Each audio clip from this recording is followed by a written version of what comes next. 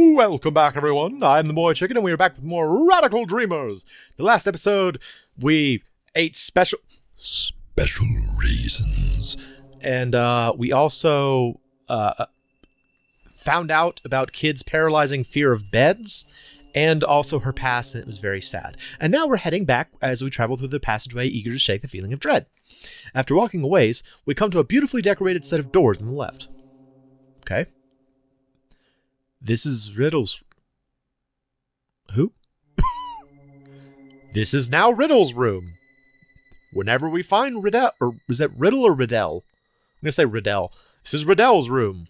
Whoever that is. Let's keep going. It's fine. Let's keep going. Continuing on through the passage, we come to a branch. We see an upward staircase on the left, as well as a stone archway directly ahead. Alright, well, we can't go to the archway because it's still got piranhas. So let's take the stairs, I guess. I follow Kid up the narrow set of stairs, hoping not to lose my balance. So he was going up the stairs the correct way. We've ascended to the staircase. In front of us, paths extend in three directions. To the left lies a dark corridor, and the right path leads out to the terrace. This path also continues on ahead. All right, we could have gone right at the terrace, so now I guess we'll check the other wing of the house. Look at my dumb hat. My hat's so stupid looking. It's like a dunce cap. It's like a floppy dunce cap. After continuing on through the passage for a while, the terrace comes into view on the right. I take a deep breath of the fresh evening air, hoping to calm my senses. Let's go onto the terrace for a second and get some of that fresh, deep evening air. Deep. The air is so deep. Look at how deep it is. It's kind of like teal colored. We walk quietly out on the terrace, instantly welcomed by a cool nighttime breeze. The dreary forest we came through lies directly ahead. A light chill is sent down my spine as I watch the treetops rustle in the howling wind. Alright, I still feel kind of bad about Kid. I'm going to see if I can get back into her good graces. Go get that bastard. He's in here somewhere. I'm sure of it. Before long, we'll be right on top of you, Lynx. I can see the fire in her eyes from here. I mean, it's dark out here, so it's like the only light around. And she's cute when she's angry. I love Kid. Yeah. Come on, what'd you drag me... Stop saying that. Come on, what'd you drag me all the way out here for? We should head back inside. The sun will be up soon. Tch, really? Come on, mate. Time to go. Alright, fine. Well, she seems to be in a better mood now, so... We'll go back in. Oof. Sorry about that. Passages extend to the left and right. Wherever we turn, darkness awaits. Let's go to the right way. We already gaggled, so now we're going to gag her. We make our way down the dimly lit passageway. After a few moments, we come to an old, dusty door on the right.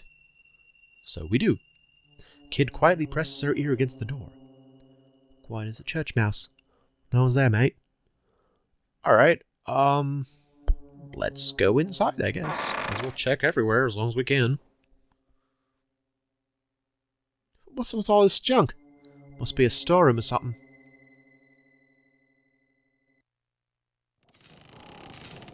Seems like this is the inner mechanics of a clock tower, not pictured here. However, the gears look old and rusted, and cogs are spinning randomly without connecting up with their proper teeth. Got the clock still in use today. The room seems to be currently used as a storage area. Then why is it still running? A large object catches my attention off in a far corner of the room. It's too dark to see what it is over there, though. Do not touch anything out of the ordinary, Maggle says abruptly, sending a sudden shock down my spine. However, just as he says this, I see Kid emerge from the shadows, dragging the large object out in the middle of the room. It's a large, antique sword of some kind. Got no use for that old thing, Kid. All it'll do is slow us down. Besides, we probably wouldn't even get much money for it.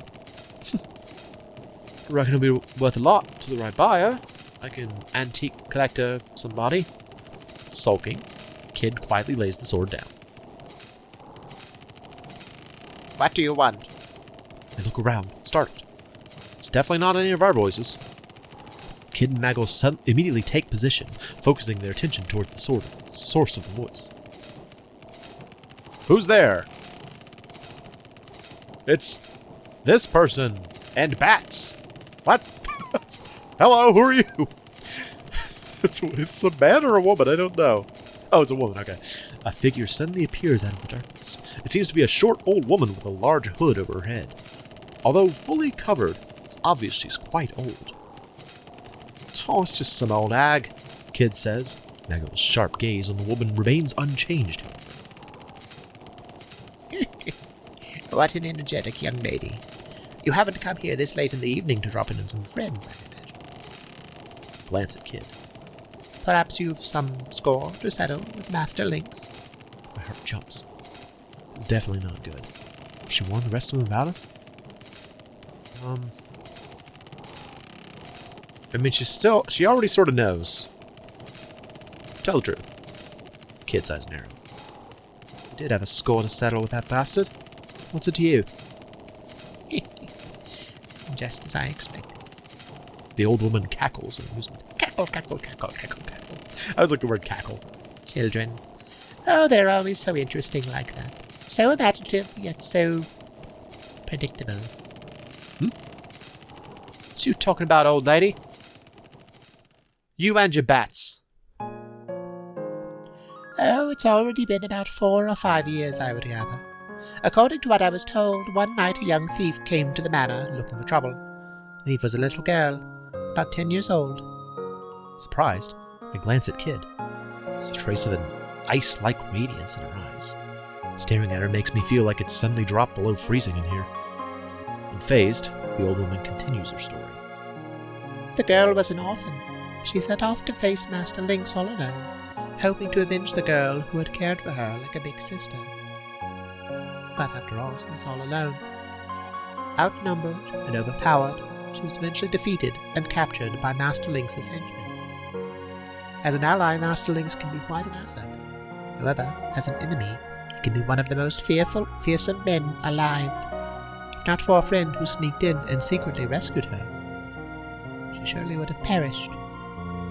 From what I've heard, this mysterious figure, who could allegedly slip in and out of shadows, was the subject of many whispers throughout the manor long after this incident had come to pass. Not moving a muscle, I try to look for Maggie. He's nowhere to be seen. I can only guess he's sporting one of those trademark expressionless faces, somewhere off in the darkness. I wonder how much money he's made off sales of his trademark expressionless faces. The inhabitants of Viper Manor don't condemn the unfortunate because no one can win all the time. However, from time to time, the goddess of fate has been known to cast down those who have too much good luck, throwing the cogs of time out of order. It's not wise to try to stand against fate, continuing to repeat one's mistakes, time and time again. The old woman continues, staring straight at Kid, smiling sweetly. If you want to steal the jewel, and if you really want to beat him, you too must give up your most valued possession, Kid. As long as you cling to it, the hands of your clock will never budge. They'll stay frozen, trapped in the distant past. Bloody hell is this old hag? Me? Just an old lady. Pay me no mind. Thank you for listening to this old maid for such a long time. I certainly hope I haven't delayed you at all. But before you leave, which one of you... With that, the old woman looks in my direction. Ah, yes. You look like you've got a bit of a scrape there.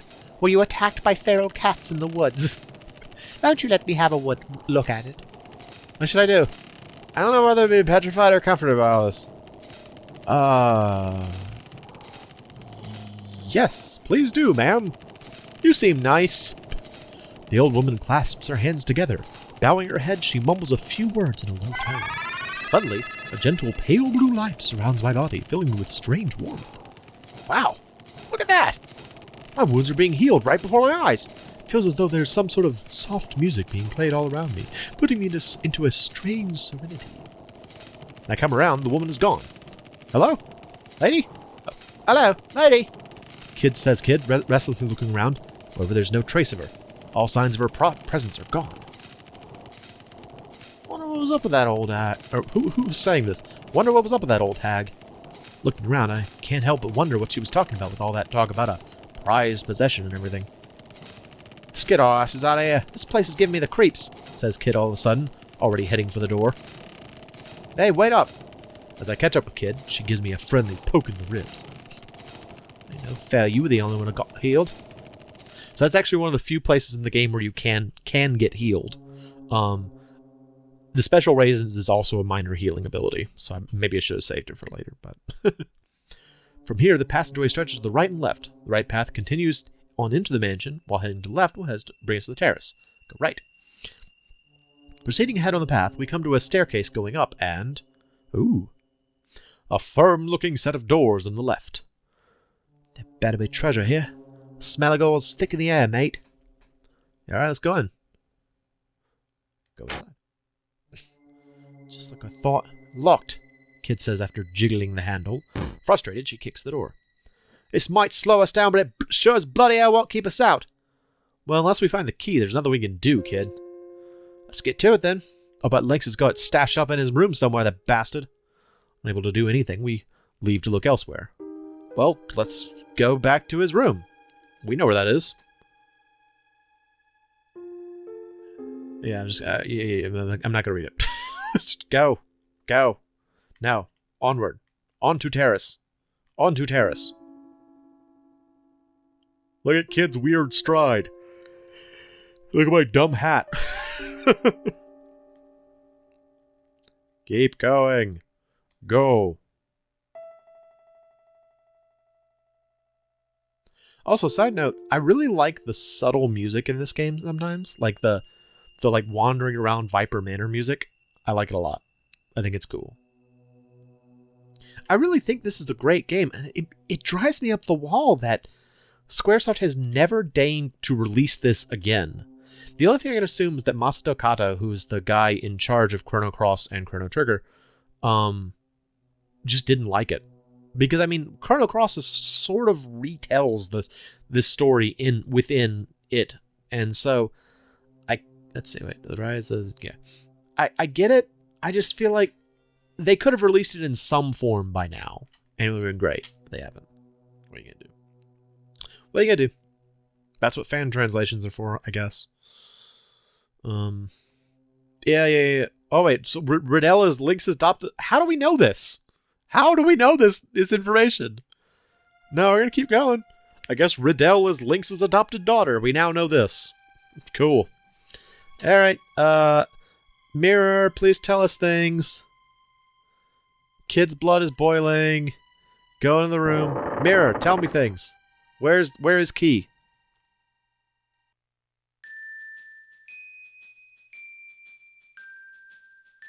Lynx's quarters. I sure hope that key's in here somewhere.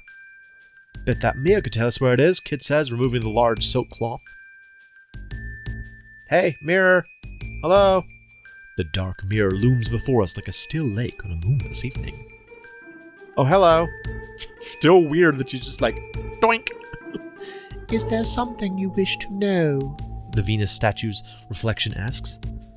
Ask about Kid. No, I'm not going to do it. I've already been too rude in this room to Kid. I will go ahead and ask where the treasure vault key is. Where's the vault key?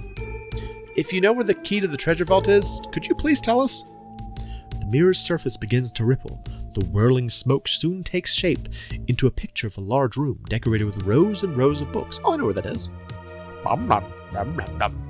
In a beautiful womanly voice, the mirror responds, The key you seek, as you see before you, rests within this room. Towards the rear of this great sanctuary of knowledge, within a large purple book, you will find the item you so desire. Okay. Image slowly fades, and returns to a normal reflection. The spirit has apparently moved to another mirror, Nago says. Okay, let's head for the study. Alright. We're going to walk back now. As I head for the door, I suddenly get the feeling I'm being watched. I come to a stop and look around. Then, suddenly, a faint whisper reaches my ears. Be careful. They know. Whose voice was that? Wasn't any of ours. Probably the mirror. The mirror. It wouldn't double cross us, would it? This magical mirror that, like, is in the bad guy's room, surely it wouldn't double cross us, right? Kid heads out the door, bolting down the corridor. I frantically chase after her, easily as eager as she is. Okay. Let's head back to the study. Back to the study! It's in a book. It's in some book. Heading back, we travel through the passageway, eager to shake this feeling of dread. Just ahead of me, I bump into Kid, who's come to a complete stop. Something's wrong, mate. I stop my breath, trying to listen for anything. Then, out of the darkness, Clunk. Clunk.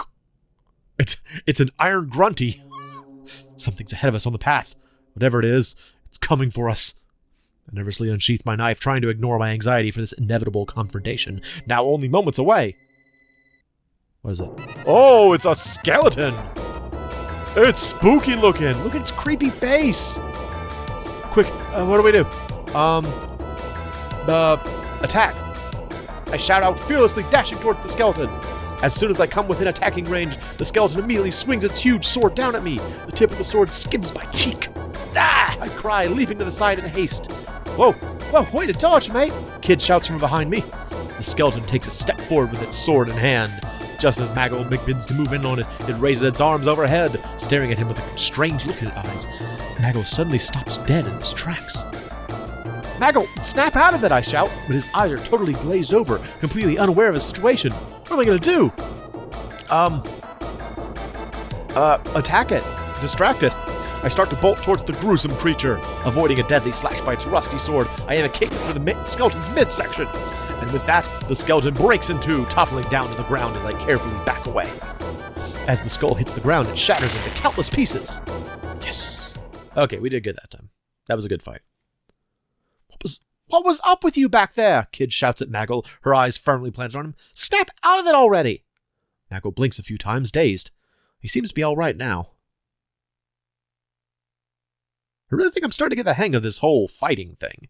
I'm barely hurt at all. You got a thing or two to learn, but you're getting there, mate. Kid's mischievous eyes sparkle as I glance at her for a moment in the dim moonlight. How's there dim moonlight? We're underground. I set off down the corridor with her, ready for what's next. After walking a ways, we come to a beautifully decorated set of doors on the left. This is the inexplicably the room we inexplicably know the occupant of. Keep going. No, we're going to study. Study. We gotta find a key inside of a book. Wait, which book? Did they tell me which book? Did they tell me which book? Uh-oh. Well, we'll just go through all. Continue going through the passage. Eventually we come to a branch. We see an upward staircase on the left, as well as a stone archway directly ahead. We're going up the stairs. It's fine. I follow Kid up the narrow set of stairs, hoping not to lose my balance. We're ascending the staircase. Front of us, yeah. Okay. Let's slow as let you. Come on. No, forward. Proceed ahead to the study. Study time, yeah. We head down the path. After a while, it ends at a stained wooden door. This is a study, I think. It's more of a library, really. It's much bigger than a study. Okay, time to find that key, Kid says, as she steps into the center of the room, surrounded by row after row of books. Where the crazy mirrors say we can find it? Hey, Serge, pay attention when I'm talking to you. Huh? I thought you remember which one it was. I kind of thought I would too, but I guess I didn't. So which is it? Oh, there's a bunch. Let's just go down the list, I guess. Blue book. Wasn't it the one on the front shelf with the blue cover? Front shelf, eh? Blue one. Here it is. This one? Kid pulls the book from the shelf. I watch closely as she opens it up.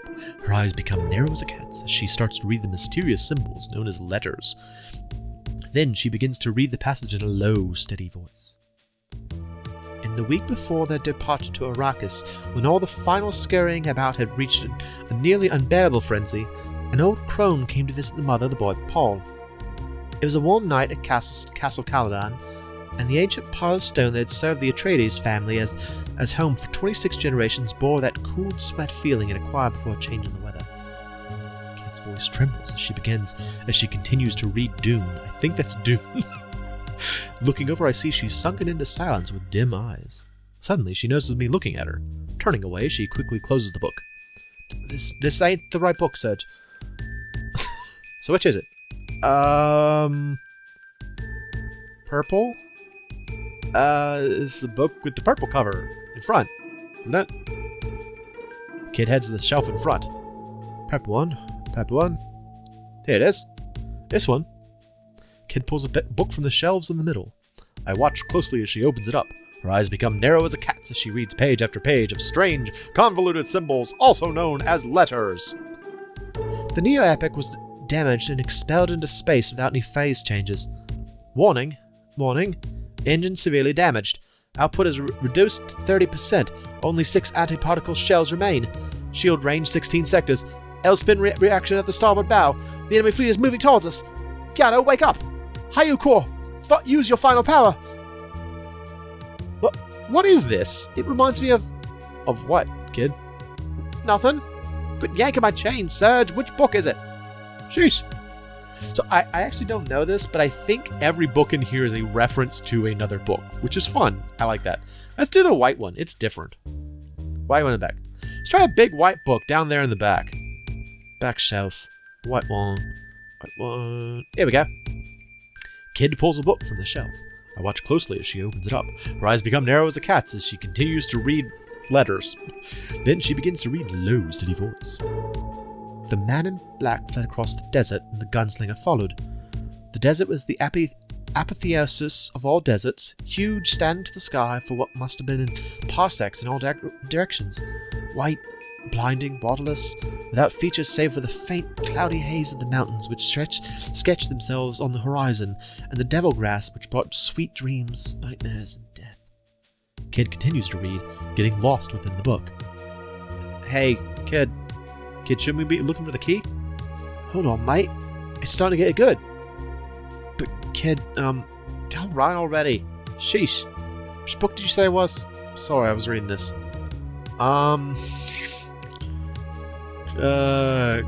Green and back.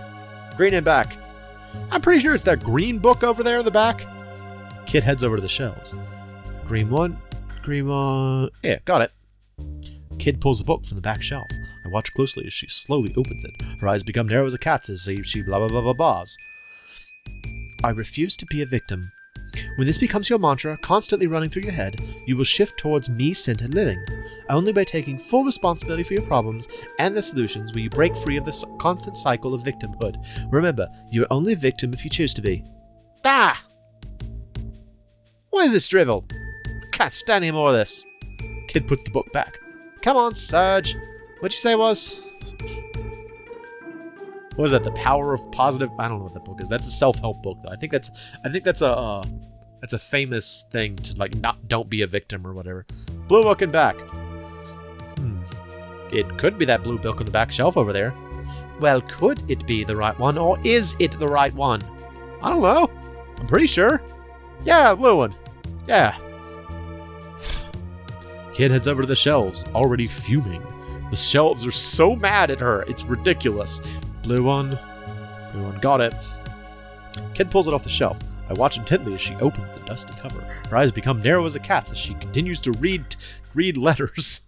It was only then that I realized that in this incredible game of life, the bonus is contained within love and adventure. Cordially enthralling myself into the temptations of the flesh, despite a momentary rush of suspiciousness, finally I moved my fingers downward, ever more downward, until, gulping down my many feelings of apprehension and vulnerability into this pleasureful ocean. Kid's face turns red. What is this rubbish? Have me read now. Abruptly, she rises to her feet. Thwap! Stars explode before my eyes. Enough of this. Where's the real book? Barely able to stand, I frantically try to reassemble my thoughts. I already did purple, right? Let's do red. Red book? It's the book with the red cover in front, isn't it? Kid heads to the shelf. Red one? Red one. Got it. Kid pulls a book from the lower shelf. She opens it as we watch closely. Leafing through it, a passage catches her eyes. Which are narrow as a cat, and she begins to read in a low, steady voice. A census taker once tried to test me. I ate his liver with some fava beans and a nice Chianti. Fly back to school, little starling. Silence of the lambs. Oh, what the hell is this? Kid yells, slapping me again. I feel sick. Yuck. Sheesh, Surge. You shouldn't let a lady read such things. Now that poem before, I could read some more of that, but not this. Which book is it? Which is it? Did I do green and back? I don't think I did green and back. I'm pretty sure it's that green book over there in the back. Kid heads over to the shelves. Green one. Green one. Yeah, got it. Kid pulls book from the back shelf. Her eyes narrow as a cat as she reads convoluted symbols. Also, she speaks in a low, steady voice. Did you know that? Oh, this is a victim thing. Yeah. Okay, we already did this one. Okay. Shut up. Stop reading the same thing. Break free of victimhood. Shut up. I think we've read almost all of them at this point.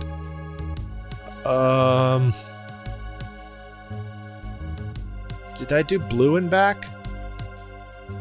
I don't think I did red and back, did I? I don't think I did red and back.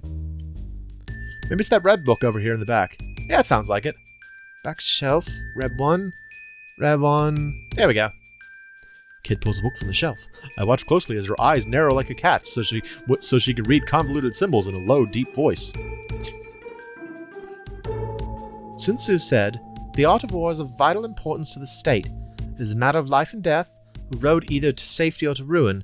Hence it is a subject of inquiry from which can on no account be neglected. The art of war, then, is governed by 5 constant factors to be taken into account in one's deliberations, when seeking to determine the conditions obtaining in the field.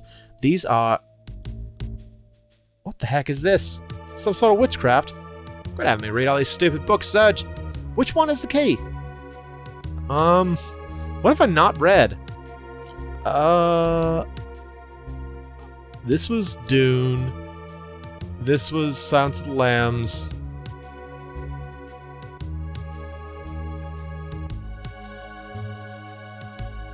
Did I do blue and back? No, we already did this one. This is the quid. Yeah, we already did this one. Fudge, which one have I not read?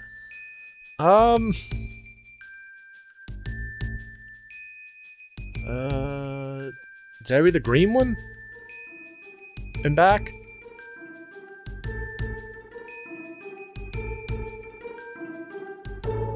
Yeah, this is Sexy Times book. Sexy Times book, yes. Cordially enthralling myself in the temptations of the flesh. Gulping down my many feelings of apprehension and vulnerability.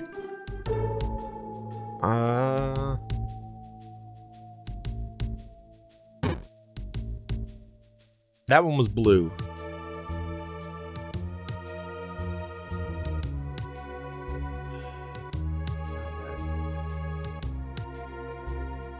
Did I read green in front?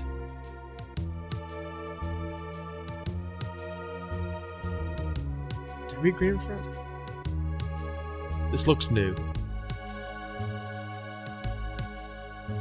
Yeah, this is new. From the bottom of the shelves, Kid pulls out an old, decaying book. She coughs a little as she opens it, trying to avoid all the dust released. After looking through it for a while, she begins to read a page in a low, steady voice. Far out in the I know what this one is! This is, Hitchhiker's Guide to the Galaxy. Oh, it's fun. Far out in the uncharted backwaters of the unfashionable end of the western spiral arm of the galaxy lies a small, unregarded yellow sun. Orbiting this at a distance of roughly 92 million miles is an utterly insignificant little blue-green planet whose ape-descended life forms are so amazingly primitive that they still think digital watches are a pretty neat idea. It's okay though, they're mostly harmless. Serge, you dummy, this ain't the right book! Alright, so which one haven't I read? Alright. Did I read this one? Did I read this? I'm pretty sure it's that purple book over there. I think. Wait, we already read purple. Did we already read purple? Which one? Oh, I see it. Kid pulls out a purple book towards the bottom of the shelves. I watch closely as she opens it up. Flipping through the pages, suddenly... Oh! Yeah! Brass key! Yay! I did go through all of them. I'm sorry, but it was fun, right? It was a literary journey. While flipping through the shelves, suddenly an old brass key falls out of the book, hitting the ground with a clank. It's alright, the key! Throwing the book aside, Kid bends down and grabs the key. Her eyes light up as she stares at it in her hands. We race out of the study, eager to see what awaits us in the next vault. Maggle follows a moment behind later. Follows behind a moment later, not a moment behind later, after returning the book to the shelf. He's a very neat person. All right, so we have the key. Also, this went on much longer than I did because we read a lot of books. So in the next episode, we will go and break into the treasure vault and find the frozen flame, I guess. So I hope you come and join me for that. I am the MoeChicken. This is Radical Dreamers. And be sure to read books. It's very important.